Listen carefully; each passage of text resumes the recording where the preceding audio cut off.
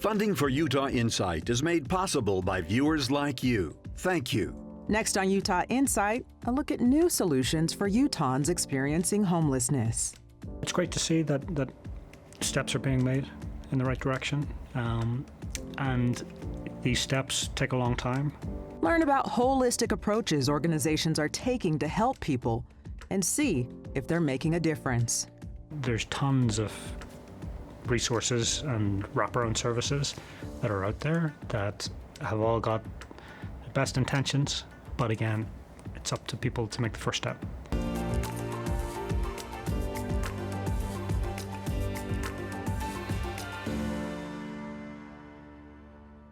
Welcome to Utah Insight. I'm Liz Adiola. The number of people and families experiencing homelessness in Utah is on the rise. The 2023 point-in-time count found that more than 2,700 people experiencing homelessness were sheltered, with 980 people unsheltered. 3,687 people in Utah shared that they were experiencing homelessness on a single night in January of 2023. That number is an increase from the 2,798 people who were counted back in 2019. Well, a year after that count, we launched this program, Utah Insight, and dedicated 2 episodes to the factors surrounding housing insecurity. And here's what experts had to say. We have to remember that the homeownership market in Utah has become more and more difficult to crack into, and that's the challenge that we have to address. We have fewer households who can afford a home. We have more household formations because population growth and people moving into Utah, and we don't have enough housing opportunities for families and households. The rental housing market is just as stressed, if not more. We don't have enough rental units, and we certainly don't have enough affordable rental units. You know, with homelessness, it's really a systemic issue, and when we look at it, we do a lot of stuff that's reactionary, and what we need to start doing is prevention. This has really highlighted a problem that we were always aware of, but didn't talk about as much as maybe we should have, and that is that really shelters are not the best way to address homelessness. That usually, too often when people show up at the shelter, they really should be somewhere else. The panel of experts joining me now are the ones who help people who are struggling with housing and a myriad of other issues find their somewhere else. Joining me for this discussion, we have Carol Hollowell, the Executive Director of Switchpoint Community Resource Center, Preston Cochran, who is the Chief Executive Officer of the Other Side Village, and Wendy Garvin, who serves as the Executive Director for Unsheltered Utah. Wendy, for so many years, people have thought, we have more people experiencing homelessness, we need more shelters, we need more beds, but as you heard in that piece, there is someone saying that shelters are not the best way to address that issue. What are your thoughts on that? I think that's very true. I think that if I were to ask you, would you like to go and sleep in a room with 300 other people? You'd probably say not if I can help it. So finding solutions that fit the needs of the individuals that we're trying to serve is really critical. And what we have found is that people would prefer to stay with their family unit or a few close friends in motel rooms rather than in big congregate shelters. And they do better in those situations. They thrive when they have a locking door and a safe place to shower and a safe place to sleep. Their trauma starts to decrease. Whereas when you're living in a group of that large of a group of people, you have to deal with the constant threat of having those people so close and possibly in your stuff and in your business. And so there are a lot of ways to address homelessness, and I think we should be exploring all of them. Yeah, there's a dignity issue to it as well. Carol, we featured Switchpoint on the show before, but we never really talked about how it began. How did meeting just one person change the way that you viewed homelessness? That's a great question. You know, for me, it was a personal aha moment of, wait a minute, I could do something. I could do something different, maybe to help them. And it was really meeting that client, that individual, where they're at, and asking them why. What happened? How come you're homeless? And when we were able to take a step back and look at it and say, oh, well, I could fix that today. If I fix that, I could get you into housing. And that really launched for me a window, if you will, of being able to look at individuals and figure out solutions for them that weren't cookie cutter. They were everyone has a different story. Yeah, and that sounds like something, Preston, you've mentioned, taking that holistic approach. What does that look like for you and your colleagues at the Other Side Village? I mean, a holistic approach, really you're looking at the mental well-being, you're looking at housing, you're looking at jobs, you're looking at just security and wellness in general. It's really a whole person change is what we're looking at. So when someone's experiencing homelessness, whether it's situational or chronically homeless, there's a difference. And you have to be able to meet them, as Carol mentioned, meet them where they're at. There is no one-size-all-fits-all approach. There's a lot of Band-Aid approaches, but you really have to look at the individual, what their needs are. So from a holistic approach, really you got to get inside and build trust with them. And that's the first part. Once you build trust, you also have to make sure that they are a willing participant in the process. Yeah, that's a big part of it as well. We asked people on social media, what do you think we can do to help prevent homelessness, and how might Utahns come together to help the unsheltered community? And here's what some of you had to say. Sandy Piper wrote, housing first, before any issues can be resolved. We also had someone who goes by the name of Varnio say this: a housing first initiative has worked in Utah before. Do it again in perpetuity. And then we had a few other comments that came through saying that really there needs to be more legislation to prevent developers from making housing less affordable for people. Carol, what are your thoughts about that? Oh, it's just been such a huge piece of what Switchpoint has taken on the last 4 years of creating deeply affordable housing. And that deeply affordable housing means 30% AMI, or average median income, or below. And that is a big part of our homeless population here in Utah, but nationwide, is those that are barely on the cusp. They're fixed income seniors, they're veterans on a pension, they're people on disability, and they just can't afford anything else. So if we can't have an avenue for deeply affordable housing to come in, like a tiny home community, or like our vertical tiny homes, which is our hotels that we've converted, there is not a place for them to be. And we want them to have dignity, right? So if we can create that deeply affordable housing that they can pay on their own without vouchers or subsidized, it creates a community that they feel like they're a part of. Preston, the issue of homelessness is dynamic. It's always changing. How does that conflate the issue and make it difficult to address and difficult to find solutions?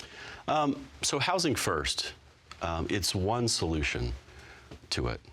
We look at it from a humans first perspective. So housing is a component of it, but if someone's not ready for housing, they're going to lose that housing. If you just put them in an apartment, expect them to thrive, and they're not fully prepared to do that, they're going to lose that housing very quickly. So when you have the humans first approach, housing is one component, but you've got to treat the mental health aspect of it. 70% of individuals who are chronically homeless have a mental illness. And so without that, if you're just putting them in a home or apartment or somewhere else, you're setting them up to fail. The lack of affordable housing in Utah certainly doesn't help. Workforce Services Homeless Service Division shared that there's a deficit of 77,000 deeply affordable housing units in Utah. Wendy, what are you hearing from people that you interact with? Oh, that's absolutely true. And it affects the people who are currently homeless, trying to get into housing, but it's also affecting those who are barely holding on with housing. We have a constant influx of new unsheltered people into the community because they are getting forced out of housing by cost increases. And so it's hitting us on both ends. We can't move people into housing, and we're also getting more people on the street. Well, one man I sat down with, Brian Higgins, said it's important for people who go through programs to be a shining light for others. Higgins now works to do just that after PTSD from conflict-based violence made him feel like he was shrouded in darkness. Of course, growing up, America was the goal. You know, the Disneyland, all of these wonderful things that I saw on TV and in films. I was from Belfast, Northern Ireland during the Troubles, and that is why I came to America on a conflict resolution visa, because of my work in conflict resolution back in the days. A time when violence and cruelty plagued Brian Higgins' formative years. Even after physically escaping the battles at home, Brian says a mental battle reared its ugly head. It's led me to, lose everything, lose my family, my friends, my job, my house, and I just had no other option but to live on the streets. Brian says he tried different resources and searched for relief for about 2 decades, but nothing stuck. He found himself relying more and more on drugs and alcohol to drown out his inner turmoil. I was struggling so intensely with my mental health issues and my addiction that I couldn't really see the light end of the tunnel. He spent about 18 months homeless as a result. From the self-stigma, you learn to believe that you're not worth it. You don't fit into society, you don't have a community around, so the only option for you is to continue to fall down and continue the road because there's no self-esteem and you just feel worthless. And a lot of people in that realm, when you are approached by somebody experiencing homelessness on the streets, you can be very hesitant. Straight away, you're already saying no, I don't have any money for you. And that might not be what they're asking. Most times they're just asking for help. Something that's not as easy as it sounds. The 2 hardest questions are, I don't know and I need help. We as a community have to know how to answer those questions. Brian felt lucky to be paired with the right people at the right time. There was waiting lists, there was forms to fill in, there was a lot of process that I had to do. But at this stage, I had just lost all humanity within myself and there was really nowhere to go but up. Another journey that is not as easy or linear as it may sound. I relapsed over and over and over, fell back, but by that stage people were around me and people knew who I was and people were there for me, to pick me up and help me move forward. And same old cliche, that's what I'm trying to do for others. Volunteering with emergency services, then becoming the creative director of Mental Healthy Fit, a nonprofit organization that uses creativity to teach people about mental health issues and acceptance. We want to listen to people and understand that it's their experience. And even though it's not our experience, be empathetic to realize, hey, that must be a difficult situation for you. And then we can agree upon that, because again, we're trying to help the other person and then partner together to move forward. And that does not work if we shun or shame or create stigma. Where I am today compared to where I was is leaps and bounds ahead of where my mindset was, of where I thought I would be. And I'm certainly not a millionaire or a billionaire or anything, I'm a thousandaire maybe. But, I can pay my bills. I can go to bed sober, I can wake up sober, and every day is a brand new day. And that's where the dream is. Of course, the dream does turn into a nightmare sometimes, but I know that it's not going to last. In the federal fiscal year of 2022, the Utah Homeless Management Information System reported the number of people experiencing homelessness for the first time increased by 10%, while the number of people experiencing reoccurring homelessness increased by 5%. And Wendy, we saw in that piece, Brian sharing that recovering from experiencing homelessness, it's not always a happily ever after story instantly. And Preston said there's no Band-Aid approach. Yeah, it's complicated. People end up on the street for a lot of reasons, but as Preston said, mental illness is a very common reason. And even if you go onto the streets without mental illness, the amount of trauma that people suffer while they're on the street is really concerning and often causes mental illness. So we see people who go on the street sober and experiencing a bit of a downturn in their life, and if they end up stuck on the street as opposed to a shelter or a program, they deteriorate. They get PTSD, their mental health declines rapidly, and until we can get them into a safe situation, that decline is going to continue. And so every approach that we have, whether it is the human first approach or the housing first approach, getting people stable is the first and most important step. because otherwise they continue to experience that trauma. Yeah, and Preston, I see you nodding. You agree with that? Yeah, I know a lot of Brians out there. I've met a lot on the street. I've seen people overcome major challenges just like Brian did. And when you look at people that have experienced unsheltered homelessness for a long period of time, someone's been chronically homeless, they've been outside so long that they forget what it feels like on the inside. And when you meet them, trying to get them, whether it's shelter or into services, some are very, very willingly. You know, you just have to encourage them and challenge them to do that. While others, they may not. It's a trust issue, and it takes time to build that trust in order to help them get to the next step. And there are numbers that suggest that permanent housing projects are making a big difference in the community. The 2023 annual data report on homelessness found that nearly 93% of people enrolled in such projects successfully exited or kept permanent housing. Carol, you have the data showing that this could work. What else is needed so that more people are able to get help by these programs and so that they can expand to meet the needs that are out there? Well, we definitely need more housing, right? We can't solve homelessness without that piece of housing. I'd like to add to the housing ready, housing first, people first model. What we've seen at Switchpoint is that the most successful is when they're wrapped around with a lot of case management and services.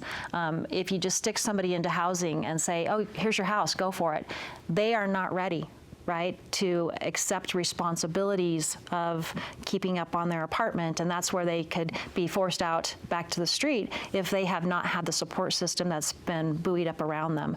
So for me, we want to continue to develop and create housing that has those supportive services always attached to them.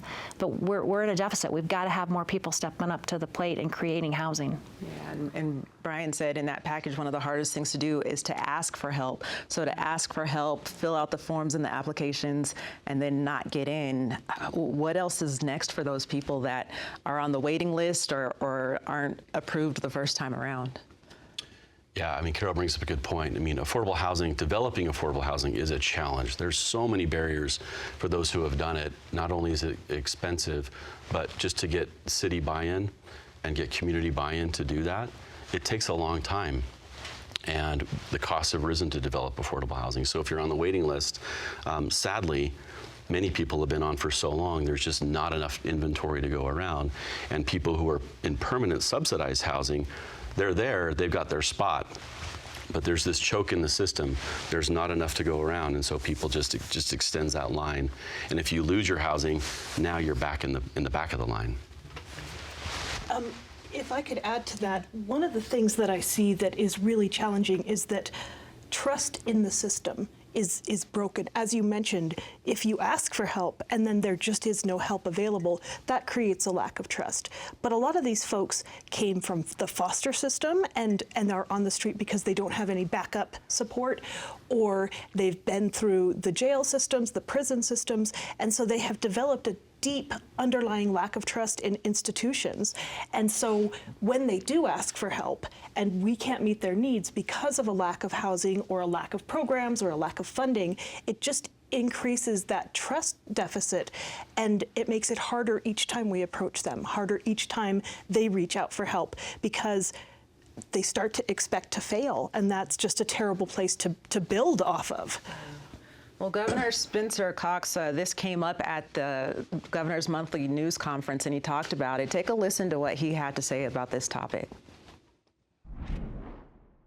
I've never been more optimistic about our ability to deal with the homelessness issue that's impacting Salt Lake City, Salt Lake County, and really the rest of the state. This is an incredible board, some of the best, smartest, most giving people I know, and now with what we did in the legislative session with these new resources, I think you'll see some pretty exciting things coming back. So again, speaking of dichotomies, it really is about holding people accountable and getting them the resources. The Utah State Legislature approved more than $66 million, far short of the $128 million the governor proposed the state spend on housing and homeless initiatives. With funding tight, how are your organizations filling in the gaps? I see you smiling over there, Carol. You're like, it's impossible. Sorry. Oh, it's so tough. I mean, we've got to have more people come to the table that have money, to help create some affordable housing. It can't just be the state burden, right? I mean, it was helpful when we were able to use some of the ARP money, during COVID. That created kind of an extra push on some of this deeply affordable housing. But once it stops, then what, right? And now we're in that then what phase of now how do we create all this housing? There's not enough money through low-income tax credits or through the state's deeply affordable housing pot that just had to take a cut again this year. And so when we're looking at that big request of $128 million, and then it gets cut down, it means that there's not going to be enough housing coming online. And again, that means the clients have to wait and wait. So how to get creative, as stakeholders, as providers in our state, how do we get creative to keep going and looking at different options? One of the things that we did just recently is purchased a assisted living facility, but then turned it into chronically homeless, chronically mentally ill women facility. That is a gap that was in our community that was occurring. And how do we keep looking at something that is outside of the box and is cost effective, much more cost effective to buy an existing building than to try and build new. Preston, what's your organization doing? The Other Side Village, our goal is to be reliant on ourselves, self-supportive. So our goal is not to rely on any federal or grant money, things like that. So we look at social enterprise, micro enterprise businesses that not only provide resources and operational funding, because all of our services are free, but it also gives our residents an opportunity to work in those social enterprises. So vocational and job training, and it gives them dignity of work.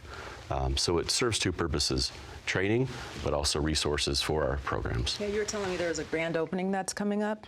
We're a couple weeks away from our grand opening of the Other Side Donuts. So it's one of our enterprises, and we have folks that work in our donut shop, and we secure contracts with different businesses around the valley to provide them the best tasting donuts in the state.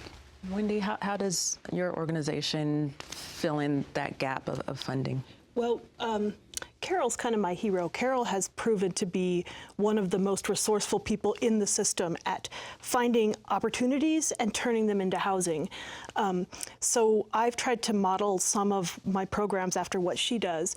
But one of the things that I do is I use volunteers very heavily.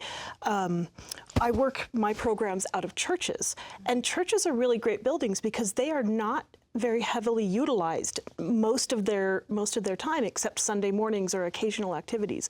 So we can do nighttime programs in the middle of winter, and we now have 2 shelters that run out of local churches. So donated facilities from the churches and then donated time from our volunteers makes our program run very smoothly at a very low budget. But you can't get volunteer timber to build a facility. You can't get volunteer tiny homes. Some things just cost money, so we need the money too. Yeah. Well, before we wrap up, I would love each of you to, share any resources that people can look into to get help if they need help or know someone who needs help, and just to share your final thoughts. Take a minute or two to share your final thoughts, starting with you, Carol. Sure. I think it's important for anybody to, like a Brian, be able to feel comfortable asking for help. It's been an interesting journey on this pilot program this year that we ran, the micro shelters downtown Salt Lake, and to be able to really have that time with those clients to say, what do you need? It's okay to ask. And it took a long time, about 4 months for them to finally say, this is what I need, so we could start the process on how to move them forward. It's a hard road for clients who have been chronically homeless to actually regain some of those soft skills, is what I would call them, and polish them up so that they're employment ready. There's a lot of resources throughout the state, and it can start with going to Ending Homelessness or the state's website or any of the providers. If you just Google homelessness in Utah, people can find resources that they can either volunteer at, donate to, or direct people to. Preston? So 2 thoughts. The question I get the most from people is, what can I do to help? So for viewers at home thinking, gosh, I pass homeless individuals on the street every day. What can I do? Do I give them money? Do I do a handout? The first thing is compassionate citizenry. You've got to have compassion on individuals who are experiencing that. And second of all, there's lots of resources. There's a hotline, the coordinated entry hotline, for anyone that comes across an individual. You can call that number, be connected with someone who can help them navigate the system, whether it's going to a temporary shelter, whether it's going to a micro shelter, whether it's coming to the other side village, or other resources that are available. So just getting educated on the process is important. And Wendy? I think we need to focus on low barrier solutions. There are so many solutions in the system, but one of the toughest ones to address is the people who are not yet ready to stop using drugs or not yet ready to accept the full treatments for their mental health issues. And yet they still don't deserve to be living outside without food, without resources. So I focus on low barrier solutions, and my heart is drawn towards these folks who have been living on the street for 5 or 6 or 7 years, who, as Carol said, need help to even reintegrate into the social fabric. But because there are lots of programs out there that offer rehab or substance use disorder treatment, we just focus on getting those folks inside, because sometimes they need a hand to realize that their lives are not what they had hoped for. So that's where we try and focus. Well, thank you all for being here today and joining us for this discussion. Next week on Utah Insight, we're going to be talking about amping up electric vehicles. And we want to hear from you. Would you ever consider purchasing an electric vehicle? You can respond to that question on social media, Facebook or Instagram, or you can give us a call using the number that you see on your screen. You just might hear or see your comment or question shared on the next show. Thank you so much for watching Utah Insight. We'll see you next week.